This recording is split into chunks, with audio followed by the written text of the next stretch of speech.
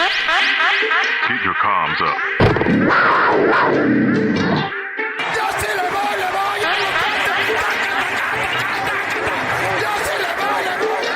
Keep your comms up.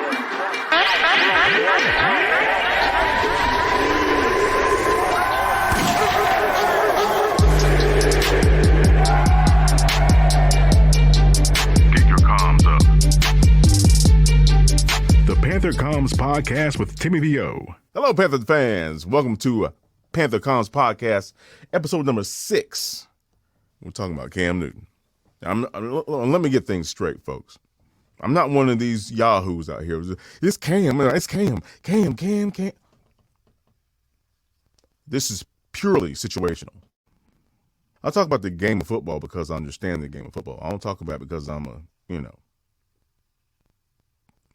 a blind fan to a particular person. I talked to my buzz before about Cam when Cam left the Panther. Well, excuse me, when he was done wrong and released by the Panthers. If he puts on another jersey outside of ours, I hope he gets his butt whooped. I hope he gets toe up.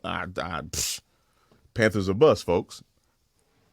But since he's in the talks, folks are going to see Kyle Pitts in his pro day, and people talking about Willis, of course. If we go draft for a QB, I would definitely prefer Willis.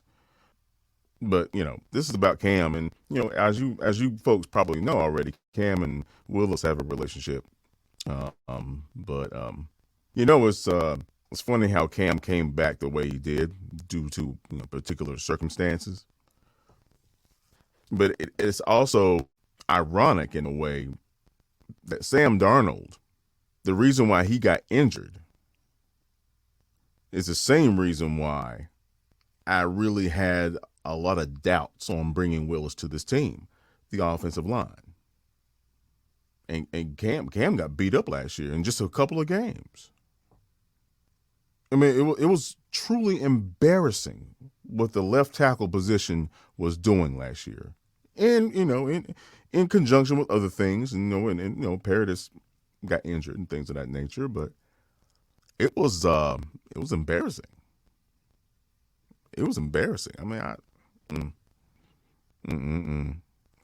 so I got the I got the play up, and of course it was I believe it was Cam Irving was the reason that Darnold got lit up in that Falcons game. Cam Irving, yep, number 75. Now, if you're watching the video, I'm gonna use a share screen here and show you guys because I forgot how hard he got hit. I'm not laughing because it was funny. I'm laughing like Cam Irving owes that man a big apology. Big apology. Oh my God, it was hilarious in a way, kind of, sort of. Whew. So hold on, let me get this up real quick because that was amazing. They were in the red zone, was trying to score, and Sam was, you got to admit though, Sam's competitive. I think his competitiveness is also his Achilles, in a way, because he doesn't know how to manage it. But this situation was not his fault. This was purely on Cam Irving. Purely. Fake handoff. Boom, right there. I mean, folks, hold on, let me round that back. All right, so I'm going to walk through it. Okay, so Cam Irving is already 4 yards upfield with his head turned facing the sideline. He's watching the football and not looking for somebody to block. I'll get the screen pause right now. He's literally standing alone with his back to the pursuit, and Sam Darnold is getting ready to turn around the edge.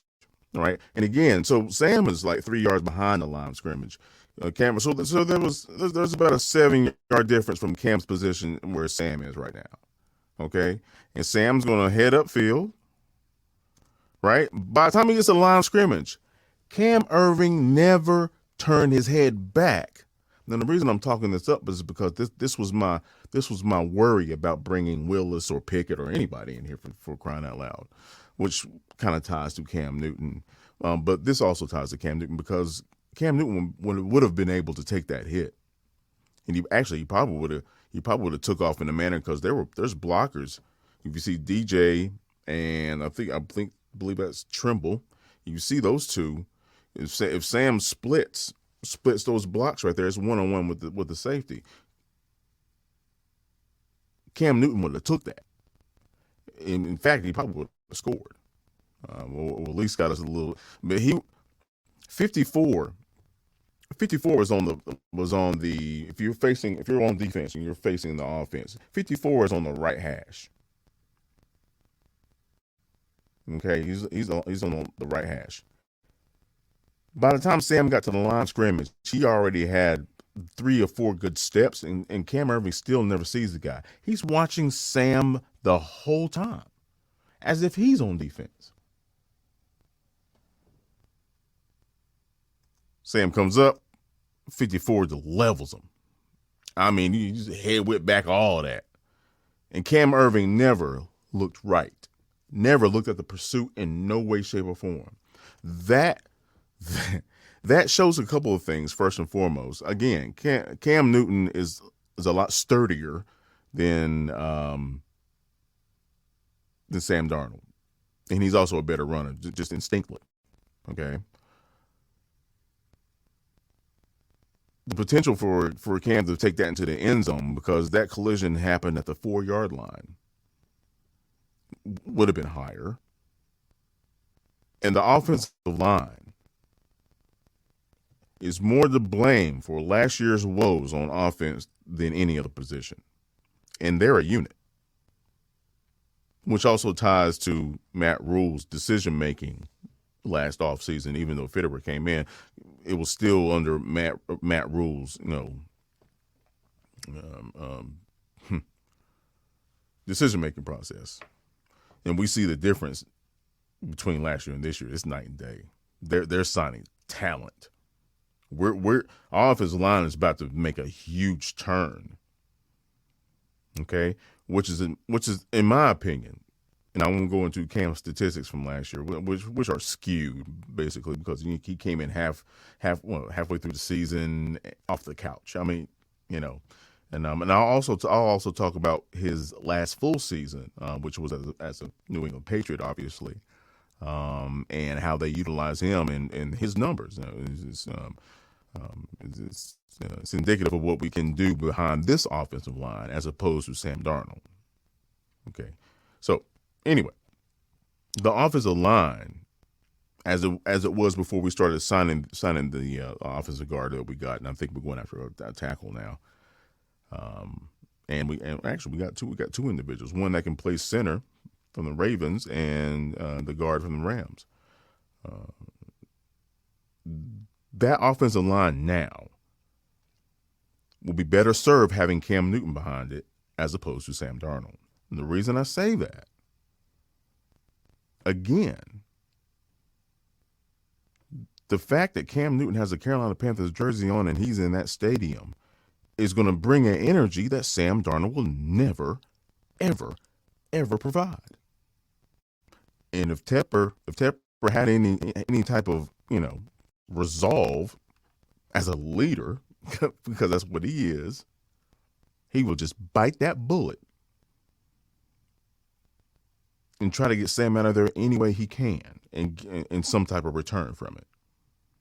I don't care if it's a 7th round pick. Get that man out the building. You pay for a mistake. Learn from it. Now, let me get into Cam's statistics. Because I think it's very important that we get a sense of what he did in his last full season after his Liz Frank. I'm just saying, after his Liz Frank. So the way the Patriots used Cam was basically as a running back. His passing numbers were horrible. I mean, and again, he played for one of the best, if not the best, NFL head coaches of all time. And Belichick knows how to get the most out of his players.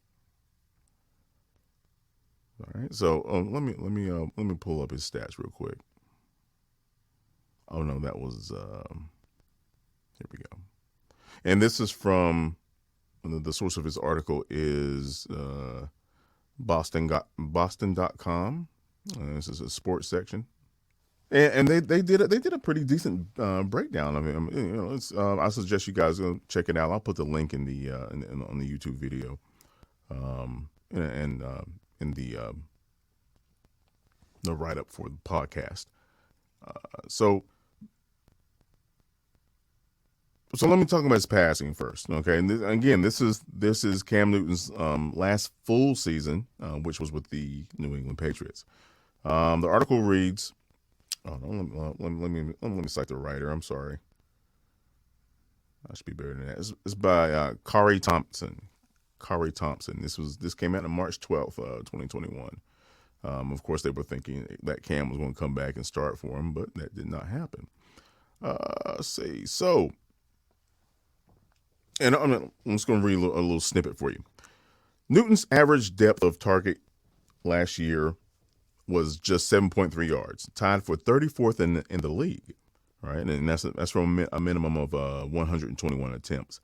With New Orleans Saints backup Taysom Hill, Newton didn't register a particularly high amount of turnover-worthy throws, according to PFF's metrics, but he also didn't produce many big-time throws, quote-unquote.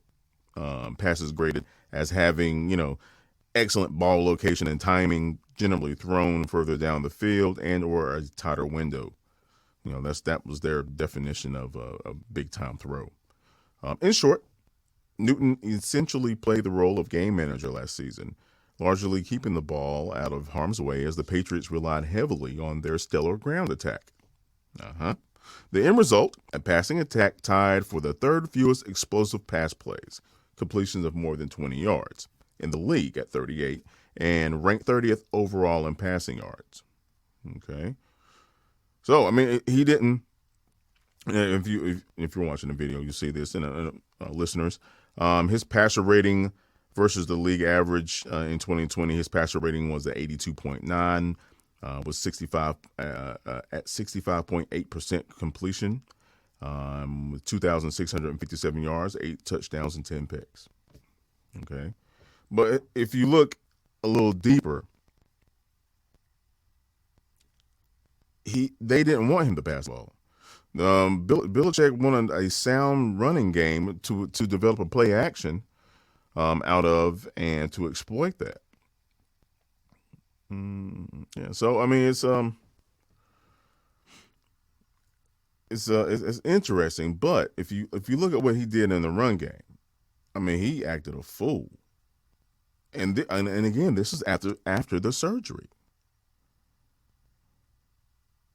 And with the line that we have now, I think Cam can be an even a deadlier asset at the quarterback position with a healthy McCaffrey, DJ, who he already has chemistry with. I remember, folks, he just went to the Patriots for 1 year. You're not going to develop rapport and all the others. All other stuff in just one offseason with these guys, especially if you're not a Tom Brady type of quarterback. Let's not kid ourselves.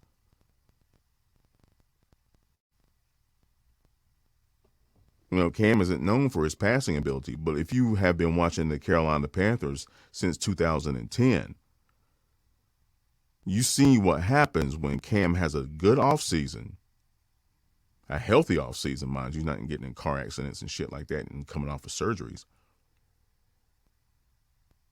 And he comes in dialed in and has a good rapport with his receiving core. You have a 2015. You have a rookie season. And granted, we have Steve Smith and, Chud really was dialing up some stuff. But you have that potential. You have a...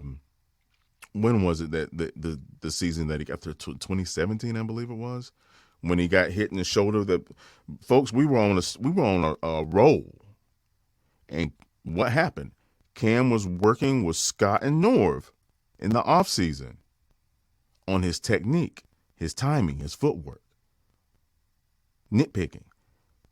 He had his best averages, mind you, his leading up to that Steelers game on that Monday night, whenever, when we just got absolutely pummeled. That was embarrassing as well. But anyway, it is obvious if you get Cam in the building early, get him in OTAs, get him in at Wofford and get that rapport. Again, which he already has somewhat of, because he came in last year and he was with the team and he was getting reps in practice, and he already has a rapport again with two of the best. Yeah, well, actually, the two best players on the offense is DJ and CMC. This is just football, folks. Sam lost a lot of reps last year because of that injury, and he was already on a downward spiral before he got hit in Atlanta. But let me talk about Cam's running game at New England, and obviously he didn't look like he came to Carolina banged up. Now, did he? Okay, so again from the article, many experts wondered whether Newton could ever run with his trademark physical style again after a Liz Frank injury ended his 2019 season. People still sleep on that shit. This is how he came back. And we thought he wasn't healthy enough. This is how he came back. A healthier 2020 version of Newton proved otherwise, and the Patriots used him as a runner unapologetically. New England called design runs for Newton 71 times last year for 407. Now, granted, this is 2020, not last year. That's the fourth highest total of his 10-year career. Fourth highest. And we know the work he put in. That was his fourth highest. The Patriots especially preferred using Newton on gap-style run concepts with man-to-man blocking or lead blocking schemes. He had 57 carries. Allowing the big quarterback to get downhill like on his quote-unquote power concept against the Miami Dolphins when he showed his ass in the red zone, mind you. I think they're lined up on the 5-yard line. Moving on, Newton's 592 yards rushing, which includes includes scramble yards. Oddly enough, that's how he got his Liz Frank injury in the first place. But anyway, set a New England franchise record for quarterbacks. That's really insignificant because New England never had really had a mobile quarterback. But that's neither here nor there. And he tied for the most first down rushes he's ever had in his career. Does this sound like a man that wouldn't benefit the Carolina Panthers? With the right coaching, obviously. Can't say the same for Sam. Can't say the same. I'm sorry. The man had 56 first downs last year. 56 first down rushes. Again, that's 2020. But this man had to come off the couch. Moving on. His 49-yard run against the New York Jets also marked his longest rush since 2017. And this is, again, coming off of a Liz Frank injury. We know he can run. We know what McAdoo can do with quarterbacks. We know McAdoo likes to use a tight end. Cam Newton flourished every time the tight end was a focal point or tried to be the focal point of offensive schemes and offensive play calling for Cam. He has flourished. I'm not saying Ian is good. Come on, dude. Don't even put that even in the same zip code. Ian, I shouldn't even mention Greg's last name. Trimble's good. But the point is to make an effort to utilize them in the passing game. Nobody has done that for Cam in years. With the defense that Fitterer is putting together and the coaching staff that's coming together, and that really has got my mind thinking about this, to be honest with you. Having Cam in that locker room would just be a major benefit. Major benefit. He takes care of his body. He eats right. Everybody in the mama knows how hard he works. And on top of that, we don't have to reach necessarily because we've made some great moves in the offseason so far on defense and offense. We don't have to reach at number 6. Hell, if we wanted to get one of these badass DNs, there's a bunch of freaks coming out the draft this year. If we wanted to do that at the number 6 pick, we could do that and be fine if we have Cam. I'm sorry. Sam Darnold has not earned the starting position on this team. Not after seeing what he did in that downward spiral when it came to his gameplay. When he came off an injury, I knew it was going to be sporadic. You know, when them lights turn on, you can see it, dude. You can see it in his eyes. It's deer in the headlights, man. His oh shit meter is short, dude. You can see it in his face. Especially after that first hit, he gets a little pressure up the middle of the A gap. And I used to get Cam a lot. People used to send the funk up the A gaps to get Cam off his pedestal and be waiting for him and have that spy looking at him. That's when Greg got off. That was his release valve. You couldn't spy on Cam and have Greg running around behind the linebacker. And safeties normally couldn't match up with him because he was so tall and his wingspan was huge. People don't realize how big Greg is. Greg and Cam I'm gonna see eye to eye, bro. They're like he's a big dude. Was nice, his catch radius is it's great. But having Cam and McAdoo, I think that's far more beneficial than people might want to think. And again, if you look at McAdoo's dossier, he loves to use the tight ends in the offense, and he loves running the football. And the fact that he has the potential, the opportunity to not only work with Cam Newton, but to groom Willis.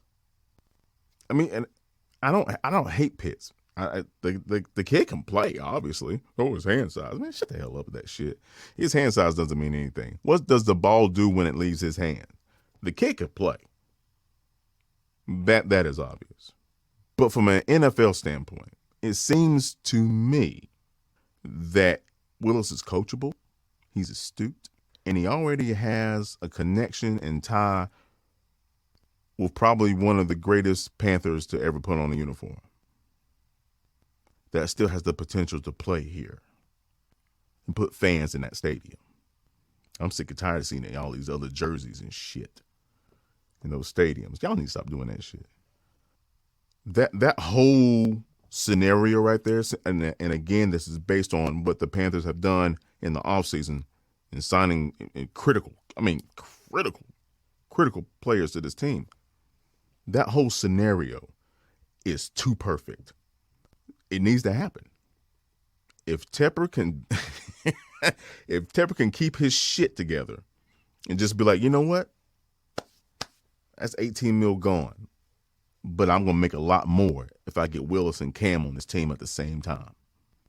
You'll make your money back, Tep. You'll make your money back, especially if we start winning.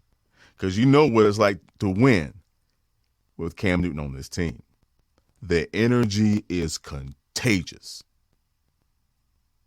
And at a time when people are paying $5 a gallon,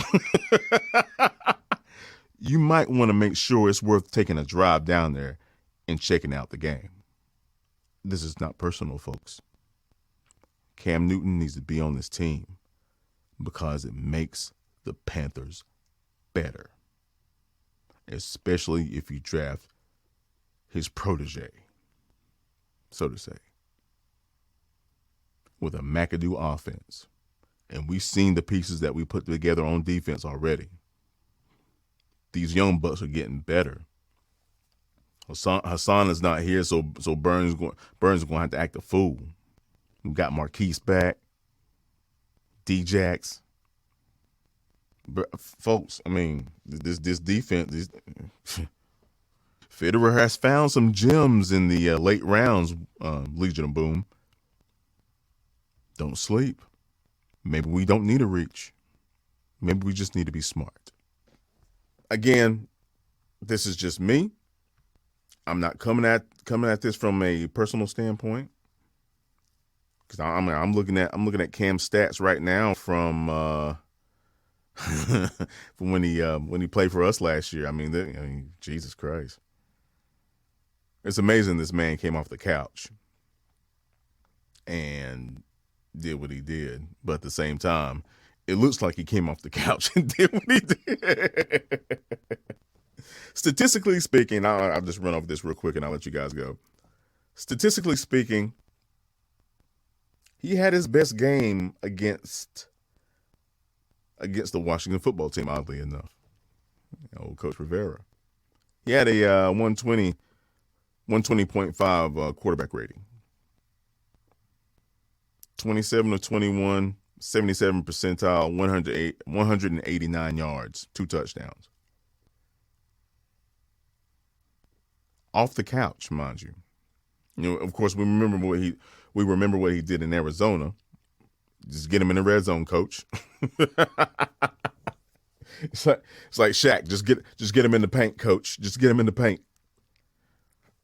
I mean, his second highest quarterback rating was against the Arizona Cardinals. Of course, that sample size is very he had 4 attempts, 3 completions, and a touchdown. So I mean that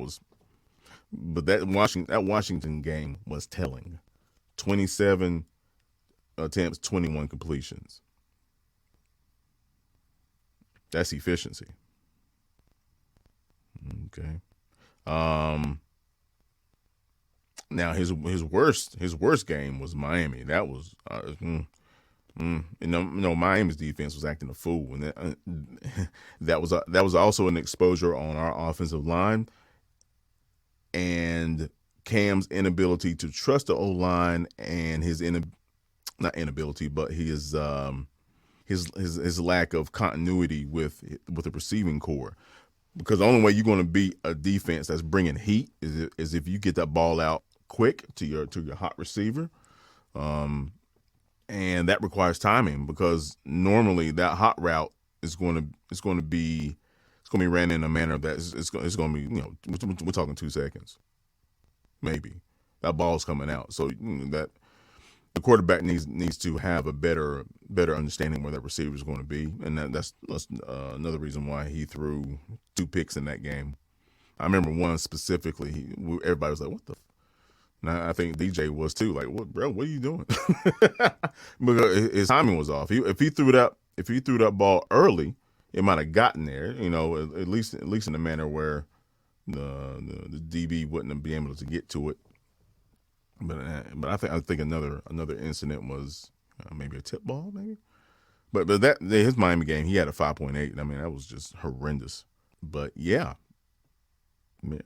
I still think if Cam has time to work with McAdoo and understand what's going on, and they can bring in Willis and coach him up.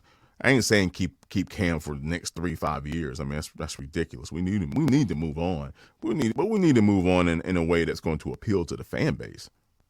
I don't think Pickett is that, especially if we're going to lose CMC again. And then that's another insurance policy that I don't think folks are really thinking about. Even if we lose CMC, our offensive line has improved dramatically, and we haven't even drafted yet. It has improved dramatically. So losing CMC to injury, to a trade, is I'm just saying it could happen. That will put us in a position where we're not like, oh shit, okay, at least we got Cam. Cam has had an off season. Cam is using his tight ends, and McAdoo's calling good stuff, and Willis is learning. I mean that. And Panther fans, you know this better than anybody else. Optimism gets you through the day. Optimism gets you through the day. Okay? Optimism gets you through the day. And if something happens to CMC again, we can still win games with this offensive line. Put Brady Christensen at left tackle, quit playing games. Because we do have a chance to draft a highly touted quarterback. Hey, we can get it done this year, folks. I ain't saying we're going to the playoffs or nothing like that, but we can definitely see a turnaround.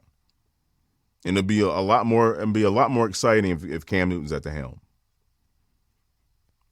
That Cam Newton CMC combination is deadly. We've seen it. And with the right coaching staff, especially at the OC, and Cam and Matt Rule can just, live in different areas.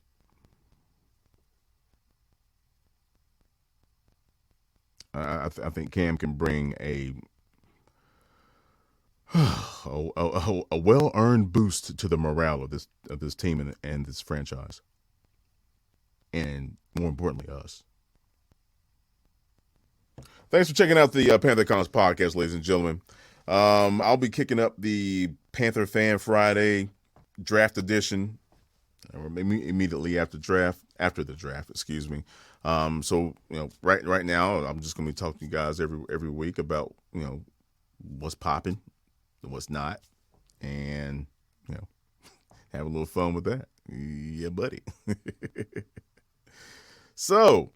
Once again, check out my check out my social media platforms if you don't mind. Twitter, you can hit me up on Twitter, IG, and of course YouTube, and Facebook at Timmy VO. Actually, hey, enjoy your Monday, ladies and gentlemen. Either way, the offseason, Fitterer and his team are doing a remarkable job. I did have my doubts big time, but it's obvious that Matt Rule ain't calling the shots. He's just taking the drinks. Yeah, that's the way it should be, because he don't know what the fuck he's doing. All right, anyway. So, enjoy your Monday, ladies and gentlemen. And as always, keep pounding. Yeah, have a good one. Yes, sir. Keep your comms up.